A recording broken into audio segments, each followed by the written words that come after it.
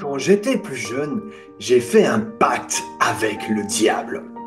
Depuis, j'ai la capacité de percer les mystères de l'âme et de déchiffrer l'identité et le fonctionnement de chaque individu. Et ce n'est pas tout, car je peux littéralement interpréter la mission de vie de chaque personne et saisir ce qu'elle est venue expérimenter et apprendre sur Terre. Mais ne croyez pas que ce pouvoir m'a été offert gratuitement. Dans l'univers, il existe une loi universelle. Demande tout ce que tu désires. Mais souviens-toi qu'en retour, tu devras offrir quelque chose d'équivalent. Autrement dit, plus grande sera ta demande, plus élevé sera le prix à payer. Si aujourd'hui je vous en parle, c'est qu'après toutes ces années, j'ai enfin payé ma dette et j'ai décidé de vous transmettre tout mon savoir.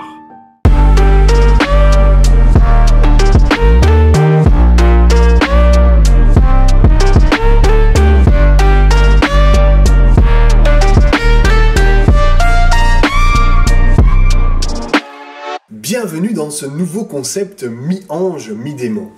Et oui, je pense que tout le monde a un côté obscur, un côté dark, et un côté lumineux, un côté rayonnant. Et c'est réellement pour ça que j'ai voulu également faire des sujets qui, moi, me passionnent, mais qui, en même temps, pourraient apporter un sens, une nouvelle perception des choses. Et c'est pour ça que mi-ange, mi-démon est là aujourd'hui, pour pouvoir justement vous apporter sur des sujets variés. Et en même temps, je vais donner donc mon aperçu, ma vision, ma vie tout simplement, mes expériences. Et mon expérience, c'est réellement de pouvoir apporter un petit peu d'espoir, de joie, de confiance en soi, arrêter de se remettre en question constamment. Donc mon objectif ici, j'avais plusieurs sujets pour démarrer, et c'était pas le sujet que j'allais aborder. Mais à l'heure actuelle, c'est un peu électrique. Il y a vraiment une tension dans l'air. Et c'est quelque chose de, pour moi, très important d'aborder aujourd'hui. Alors, doit-on faire la guerre? Ça, c'est pour moi un sujet d'actualité, un sujet qui peut faire peur, et en même temps un sujet qui est important d'aborder, parce que c'est quoi la guerre? Alors, il y a une vidéo où j'ai déjà expliqué un petit peu par rapport à ça, donc je t'invite à aller voir la vidéo si jamais, je vais essayer de mettre les liens, c'est un peu nouveau pour moi de mettre tous ces liens là, etc. Mais je vais faire au mieux pour que tu puisses juste cliquer ou je la mettrai en bas de la vidéo. Bref, revenons au sujet par rapport à la guerre. Le concept il est quand même drôle parce que j'ai demandé à ChatGPT de me dire 10 désavantages et 10 inconvénients, donc 10 avantages et 10 inconvénients par rapport à faire la guerre. Je ne les ai pas encore lus, et on va aller donc explorer ensemble. Je trouve ce concept déjà totalement innovateur, et en même temps un petit peu avec ce côté intelligence artificielle, et ce côté finalement personnel, parce que je vais donner mon avis par rapport à ça, et on va voir un petit peu ce que l'intelligence artificielle pense un petit peu de la guerre. Mais pour moi, si je devais vite résumer la guerre, ben clairement, il y a des situations qui peuvent être bien, parce qu'on peut refaire du nouveau. Donc on recreuse, on reconstruit, on rebâtit, on change les personnes qui sont au gouvernement et on les remplace. Et en même temps, ben c'est catastrophique. Catastrophique, et moi je ne suis pas pour la guerre, clairement. Pourquoi? Parce que, ça crée des traumatismes sur des générations et des générations. 2, tout simplement, tu perds un petit peu tout ce que tu connais. En plus de ça, ça change ton monde intérieur, ta perception, ça détruit ton monde, ça détruit les mondes de ceux que tu aimes. Donc clairement, voilà, c'est pour moi, il y a plus de désavantages que d'avantages. Mais on va voir un petit peu donc avec ChatGPT ce qu'il dit. J'ai pris vraiment le temps de ne pas regarder ce que ChatGPT dit pour le faire en live avec toi. Donc j'essaierai de faire mon petit montage pour que tu puisses voir les questions, d'accord? Et on va voir donc pas à pas justement ces questions. Et le premier point, qu'est-ce qu'il dit? Alors moi je l'ai ici devant moi. Il dit « avancée technologique ». L'histoire a prouvé que les guerres accélèrent l'innovation. Alors oui, c'est vrai. Radar, médecine, aviation, c'est vrai aussi. Pourquoi médecine? Parce que tout simplement, on fait des expériences sur les êtres humains qui sont illégales, d'accord? Et en temps normal, sans la guerre, clairement, tu peux pas commencer à faire des expériences en mode rapide parce que tu fais souffrir les gens. Et clairement, voilà, il y a quand même quelque chose qui est pas correct par rapport à ça. Et clairement, voilà, oui, ça avance peut-être plus vite, mais en même temps, voilà, bon, ça, c'est les avantages. Je vais, moi, en discuter, voir si je suis pour ou contre, d'accord? Donc, avancée technologique, je suis pour, mais en même temps, je suis contre parce que pour moi, il y a plus de désavantages que d'avantages par rapport à ça. Deuxième, la croissance économique. Ouais, l'avantage de la guerre, la croissance, l'industrie de l'armement et la reconstruction stimulant de l'économie. Oui, mais ça, c'est encore une fois des avantages pour les puissants, pour ceux qui vendent des armes. C'est pas ton cas, c'est pas mon cas, parce que forcément, on n'a pas les moyens, et puis moi, je suis pas du tout là-dedans. Donc oui, je suis encore pas d'accord par rapport aux avantages. Alors, troisième, unité nationale. En temps de guerre, un pays peut se souder autour d'une cause commune. Oui, c'est vrai, on peut voir qu'ici, réellement, on a plusieurs pays qui se soudent. Encore une fois, les dirigeants, est-ce qu'ils prennent les bonnes décisions? Ça, c'est encore un autre sujet. Mais oui, là-dessus, je vais être d'accord. Alors, quatrième point, renversement de dictature. Certaines guerres ont permis de mettre fin à des régimes tyranniques. Alors oui, c'est vrai, par exemple, comment il s'appelle le alors attends, ici, j'ai les prénoms par rapport ici. Zelensky. Moi, je n'ai pas retenu ce prénom. Lui, pour moi, c'est un dictateur. Enfin bref, c'est vraiment quelqu'un de pas bien. Alors, à partir du moment où tu atteins un niveau de degré où tu as du pouvoir et du statut et que tu es président, il y a déjà plein de lacunes, hein, d'accord? Mais c'est vrai que on a tous, comme j'ai dit, une partie de démon, une partie d'ange, mais lui, pour moi, il a vraiment une partie de dictature. Et 350 milliards, tu as bien entendu 350 milliards, moi je peux même pas imaginer c'est quoi 350 milliards 350 milliards. Moi je voudrais même 350 000 euros. Donne-moi 350 000 euros, je suis déjà bien, tu vois. 350 milliards. C'est impensable en fait. Je sais pas combien peut-être de lingots d'or, 350 milliards, on pourrait refaire en fait la moitié de la planète, peut-être même toute la planète en fait. Tellement que c'est beaucoup trop pour... pourquoi? Pour détruire. Voilà, bref. Alors, cinquième point, extension territoriale. Des nations historiquement accumulé leur territoire grâce au conflit. Oui, d'accord, ouais, c'est vrai, mais encore une fois, ça avantage encore une fois les pays. Hein, donc, Ukraine, Russie, ça va avantager là, du coup, plus la Russie, puisqu'elle a pris plus. Après, bon, t'as les histoires internes, donc j'ai envie de dire oui, mais pour moi, c'est pas un avantage vraiment pour faire la guerre. Alors, sixième point, développement militaire. Une armée plus forte peut dissuader d'éventuelles menaces futures. Ça, je vais être d'accord. Alors, je vais être d'accord sur ce point-là. Pourquoi? Parce que c'est vrai que, pour moi, il faut réussir finalement à s'imposer, à dire si tu me fais mal, et d'ailleurs la bombe atomique pour moi, elle a été créée pour ça, c'est pour arrêter les guerres. Parce que sinon, moi j'appuie sur le bouton, il y a tout qui explose. Et normalement, ça dissuade vraiment les gens, hein, d'accord, à ne pas faire la guerre, en tout cas à ne pas faire des grandes guerres, bien sûr, toujours des meurtres et compagnie. Mais, clairement, pour moi, ça peut dissuader, donc pour ça, c'est bien. Alors, septième point, c'est l'élimination des menaces. Détruire un ennemi avant qu'il ne devienne une menace plus grande. Oui, ok, alors on a vu avec Hitler aussi ce que ça a donné, on l'a laissé faire, mais encore une fois, c'est qui tire la marionnette? Voilà, c'est comme ici, on a laissé faire donc le fameux que je retiens jamais, donc c'est quoi? Zelensky, d'accord? Mais en même temps, pourquoi on l'a laissé faire? Oui, ok, c'était pour protéger son pays, certains vont me dire qu'ils vont être contre, et c'est votre choix, il n'y a aucun souci par rapport à ça. Mais pour moi, clairement, voilà, tu as aussi Poutine qui se faisait massacrer, qui prenait des choses qui n'étaient même pas à lui, donc lui à un moment donné il se défend. Je dis pas que c'est un ange, hein, d'accord? Mi-ange, mi-démon.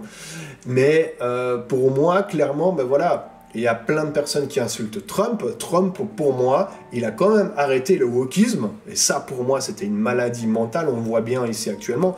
En plus, les jeunes sont de plus en plus agressifs et violents. Ben forcément, à faire passer des séries où tout explose et finalement, on est un peu le gladiateur, l'héros ou ce que tu veux, pour détruire. Et finalement, pourquoi ? Parce que dans la réalité, c'est pas Call of Duty, hein. Dans la réalité, tu reçois une balle, c'est game over, hein. C'est fini, hein. Finito, eleco presto, comme je dis. Donc, pour moi, clairement, voilà, c'est pas, encore une fois, ouais, pour juste grandir, c'est pas au niveau des terrains et tout ça, voilà, c'est encore une fois des trucs de président, mais nous, on gagne rien par rapport à ça. Moi, je m'en fous si ici, là, maintenant, on a plus de, je sais pas moi, 300 km de plus sur mon pays. Je m'en fous, mais complètement. C'est pas ça qui va changer ma vie. Renforcement des alliances. Les conflits peuvent solidifier les relations entre alliés. Alors oui, mais en même temps, c'est normal. Moi, je m'entends pas avec mon voisin. Bah, on arrive, on se prend la tête tout le temps. Alors j'ai eu de la chance, j'ai des bons voisins. Mais imagine, je m'entends pas avec mon voisin. Pourquoi ils sont là, ils sont chiants et compagnie. Il y a une armée qui arrive, ah la paquette de pâtes, je sais pas quoi, ça explose, on me tue, bah, je suis avec mon voisin. On va être solide. Donc forcément, donc ça va dépendre du degré de est-ce que c'est dangereux ou pas. Ça me paraît tout à fait logique. Donc bah forcément, eux, ils vont s'allier entre pays pour pas couler, et l'Amérique, elle s'en fout totalement de l'Europe. Donc bah forcément, l'Europe est occupée à couler. Mais en fait, c'est un peu chacun pour soi, hein. Donc ça, c'est un peu la vie actuellement, d'accord ? Accès aux ressources. Certains pays entrent en guerre pour sécuriser les ressources vitales. Ouais, bon, ça, encore une fois, les ressources vitales, jusqu'à présent, on a profité sur le dos de certains pays, comme par exemple, je dirais même le continent africain, qui a morflé grave. À un moment donné, la Chine était aussi très très très pauvre. Maintenant, bah, ça se retourne. Bah, c'est tout à fait normal. Pourquoi c'est toujours eux qui doivent ramasser? Donc à un moment donné, j'ai envie de dire, ça s'équilibre, hein. Et le 10e point, c'est l'ordre. Certaines guerres redessinent l'équilibre des pouvoirs. Exemple. Alors qu'est-ce qu'ils disent comme exemple? Je dois mettre plus là. Seconde Guerre mondiale. Ok.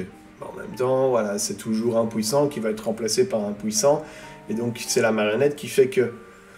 Ouais, donc, tes avantages de faire la guerre, ils sont bof, bof, bof, bof, bof, hein, d'accord? Allez, next, on va passer aux 10 désavantages de ne pas faire la guerre. Bon, tu l'as compris, moi je suis contre faire la guerre, mais ça me paraît normal. J'ai pas envie de voir ma mère mourir, j'ai pas envie de voir ton frère mourir. Pourquoi je voudrais tuer ton père ou ton oncle ou ton ami? Mais c'est quoi le délire en fait? Non, moi j'ai juste envie qu'on puisse parler peut-être d'homme à homme, et de se dire, bah écoute, stop, là effectivement tu vas trop loin, mais ça s'appelle pour moi l'évolution. Tu vois, l'évolution c'est la conscience, c'est pas commencer à aller foutre dans la gueule du voisin, quoi, pour rien en fait, hein, d'accord? Pour défendre, tu sais même pas quoi. Je suis sûr que tu demandes à un soldat, bah, pourquoi tu fais la guerre? Il va dire, bah, parce que mon pays est en guerre. Mais il ne sait pas réellement pourquoi. C'est politique, c'est derrière, en fait. Et il y a eu, je sais pas combien de déserteurs depuis le début de la guerre, en Ukraine, et sûrement en Russie aussi. Bah, je les comprends totalement. Parce qu'on va nous obliger à aller à la guerre. Je pense que c'est ça qui arrive de plus en plus. Moi, je peux te dire qu'il faut être intelligent. Intelligent. Tu suis parce que tu as l'armée qui est là et qui est à côté avec le flingue, eux ils vont pas rigoler, bah, tu leur suis et dès que tu peux, tu t'échappes. Mais ça s'appelle l'intelligence. C'est pour ça aussi que je fais cette vidéo, donc peut-être qu'un jour ça sera utile. Alors les 10 désavantages de ne pas faire la guerre. 1. Maintien de dictature. Bah, ça c'est la même chose que tu m'as dit par rapport à l'avantage. Donc en gros, on maintient la dictature et ça c'est les désavantages. Ah ok d'accord, ouais putain je viens de comprendre, c'était les avantages, donc c'était bien, pour moi c'était pas l'avantage, et là c'est un désavantage parce qu'on maintient la dictature. Oui, mais en même temps tout est renouvelable, donc pour moi on ne doit pas faire la guerre, il faut juste renouveler différemment, c'est-à-dire que si tu donnes moins de pouvoir à celui qui est au pays, au statut du pays, donc qui est au gouvernement du pays, alors à ce moment-là, t'as pas besoin justement de le laisser 5 ans. Si tu le laisses 1 an, bah, sur 1 an, tu vois déjà s'il a fait de la merde ou pas. Et donc là, à ce moment-là, tu lui donnes moins de pouvoir. Donc ne pas intervenir peut laisser les tyrans en place, exemple Hitler, Macron... Ah non, ça n'y a pas écrit, excusez-moi. Oui, effectivement, ça peut laisser, des genres de... J'arrive pas à le retenir, hein. Zelensky, juste le nom, là, tu vois un peu le bazar. Et je sais qu'il y en a plein qui vont l'aimer, hein, mais bref, chacun investit son argent là où il veut, hein, d'accord. Et après, à partir du moment où soit tu rentres, soit je rentre, hein. Ou alors j'en ai rien à faire de ma vie, tu vois, mais voilà. Alors 2, affaiblissement de la dissuasion. Un pays qui évite les conflits à tout prix peut paraître vulnérable. Wow, je vais pas dire ça de la Suisse, hein. Enfin, voilà, c'est toujours un peu le oui, mais voilà, nous sommes de votre côté, là, il n'y a pas de souci, mais voilà, nous sommes également de votre côté, donc c'est un peu la facilité, en même temps, c'est l'intelligence, donc bravo à eux. Là-dessus, je suis quand même fier d'être suisse parce que du coup, tu balances un peu des deux, mais c'est finalement l'intelligence. Mais c'est un peu la lâcheté, parce que du coup, tu sais pas trancher. Ah, c'est compliqué, mais c'est la guerre, hein, c'est compliqué. Alors, 3e point, perte de territoire stratégique. Certains pays pourraient perdre du terrain sans riposte militaire. Ouais, bon, d'accord, tu vas perdre quoi? Oui, mais c'est comme ça qu'on a perdu. Ben, c'est pas grave, au pire du pire. Hein? Je deviens quoi? Là, je suis en Belgique, je deviens français. Et quoi? Au pire du pire, je deviens hollandais. À partir du moment où je parle le même langage, je vois pas en quoi ça peut être... Oui, mais voilà, là tu as perdu quand même des choses. Ben oui, mais Coco, ça fait partie de la vie. Et quand tu vois toute l'histoire des Vikings qui ont été un peu conquérir à gauche, à droite, aujourd'hui ils ont tous disparu. Alors oui, il en existe encore quelques-uns, mais on n'a plus besoin d'aller avec sa hache trancher des gorges, et ça faisait beaucoup plus mal, mais en même temps c'était plus homme à homme. Là maintenant c'est... T'es aux toilettes, t'as tiré, enfin voilà. Donc ouais, pour moi, je m'en fous un petit peu par rapport à ça. Et finalement, il remet les mêmes points de ce qu'il a mis en haut. Bref, c'est ChatGPT aussi. Hein. Augmentation des menaces. Ne pas combattre laisse des groupes terroristes ou des régimes hostiles à se renforcer. Ok, d'accord, mais ça crée également de la peur. Donc forcément, si je te dis que si tu viens ici, je te tire une balle, et que, en plus de ça, je le fais et que j'ai pas d'emmerde derrière, tu vas pas venir me faire chier pour rien. Je pense que c'est normal. Donc, ok, bon, je peux comprendre ça. C'est un désavantage, oui et non. Ok, d'accord. 5. Déclin de l'innovation militaire. Moins de conflits signifie moins d'investissement dans la défense. Mais en même temps, qu'est-ce qu'on en a à... Qu'est-ce qu'on en a à kicker d'avoir plus d'armes chimiques, biologiques ou autres? Mais non, je vois pas en fait. Construire, ok, d'accord. Évoluer, d'accord. Mais pourquoi détruire? Détruire égale mort. Mais à chaque fois qu'il y a de la mort, il y a de la vie. Mais je t'explique le pourquoi il y a de la vie. Parce que ton corps, il est mort. Qu'est-ce qui va se créer? Tu vas avoir plein de petites chenilles à l'intérieur de toi, des petits vers qui vont se créer. Et là, du coup, tu crées une autre vie. Mais moi, je n'ai pas un monde comme ça que je veux, moi. Est-ce que tu as envie d'un monde comme ça? Mets-le ici, voir si tu veux un monde finalement plus calme, ou si tu veux un monde, tout simplement, où on peut être soi sans avoir ce stress et cette peur. 6. Économie stagnante. L'industrie militaire joue un rôle clé dans certaines économies. Oui, stagnante, d'accord, et quoi? Pourquoi il faut toujours croître? À un moment donné, qu'est-ce qui se passe? Tu as tout simplement moins de fric, parce que tu crois, tu te compares, tu perds confiance en toi, tu as moins d'idées, et tu as moins de saveur en la vie, parce que finalement, il faut toujours évoluer. Genre, voilà, je te sors ici la vidéo, t'attends déjà la prochaine. C'est ok, mais en même temps, ça fait partie de la vie, et on peut pas toujours être au top, être souriant, et tout ça. C'est pour ça que Mi-Ange et Démon, finalement, a été créé. Alors, 7. Perte d'influence internationale. Un pays qui refuse de se battre peut perdre en poids diplomatique. Oui, encore une fois, la politique, et encore, ça tourne que... Finalement, la guerre, de ce que je comprends, ça tourne que autour de la politique. Le peuple, il n'en veut pas, et puis c'est réglé. Alors, 8. Monter des injustices. Tu crois que le monde, là, il n'est pas assez dans l'injustice? Même sans guerre, on était dans l'injustice. Hein. Donc, avec ou sans, ça, pour moi, il y aura toujours des pauvres, il y aura toujours des riches. Mais pourquoi quelqu'un qui travaille derrière son bureau et qui, soi-disant, a été bien placé, parce que pour moi c'est même plus une question d'études là maintenant, a été bien placé, il va avoir son chèque de 25 000 € déclaré, en black, on ne sait même pas combien, parfois des millions, et toi, tu dois aller te casser le cul, te lever à 5 h du matin, pour même pas 2000 balles par mois, pour même pas 2000 balles, et encore, tu vois, je suis généreux, 2000 balles, voilà, en règle générale, c'est quoi, 1500, 1300, 1200, 1000, ça dépend vraiment de chaque boulot, quoi, tu vois. Donc oui, pour moi, non. Sans intervention militaire, les génocides ou des violations de droits de l'homme peuvent continuer. Ben oui, mais ça en même temps, t'as vu ce qu'on a laissé faire là, le journaliste qui est mort aussi parce qu'il a été interviewé, on n'a pas aimé, ploc, on l'a balancé, ça s'appelle la guerre, donc il y a plus les mêmes règles qu'en temps normal, quoi. Donc pour moi, non.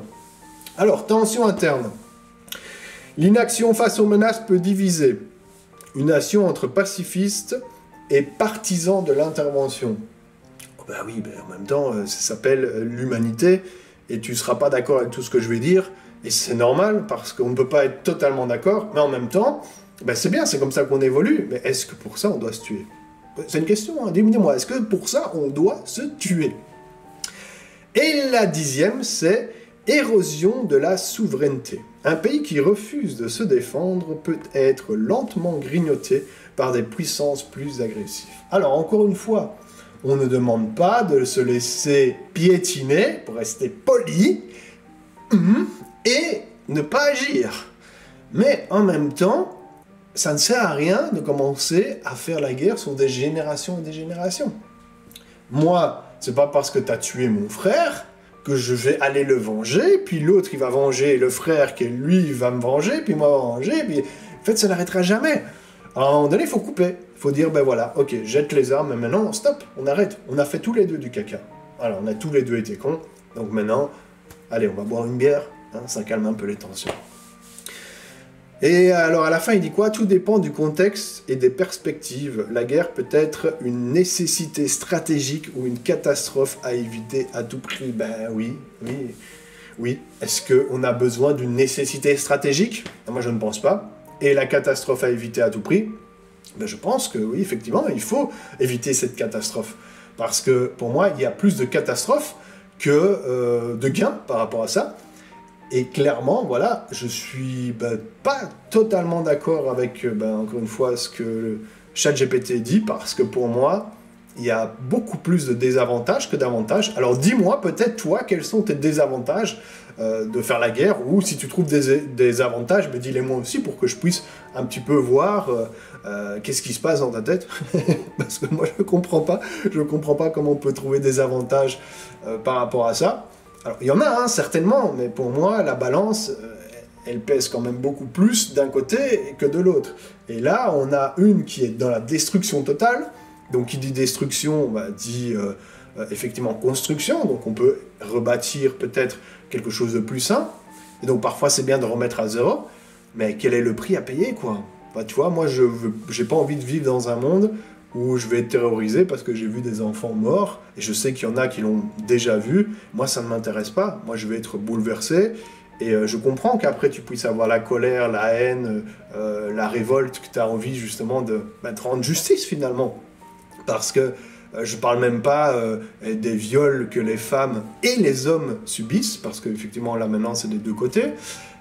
Et sans oublier la graine d'empoisonnement qui est là, et que tu dois traîner avec ça, parce qu'une fois que tu as vu cette scène qui est choquante, parce que là, tu comprends rien à ta vie, à un moment donné, tu as une claque. Je sais pas si tu as déjà vécu un accident c'est un peu ça, hein. Tu es là et tu dis, mais qu'est-ce qui s'est passé? En fait, j'ai pas vu la voiture arriver, ou je l'ai vue, mais je me souviens plus de là à là. Enfin bref, c'est très flou.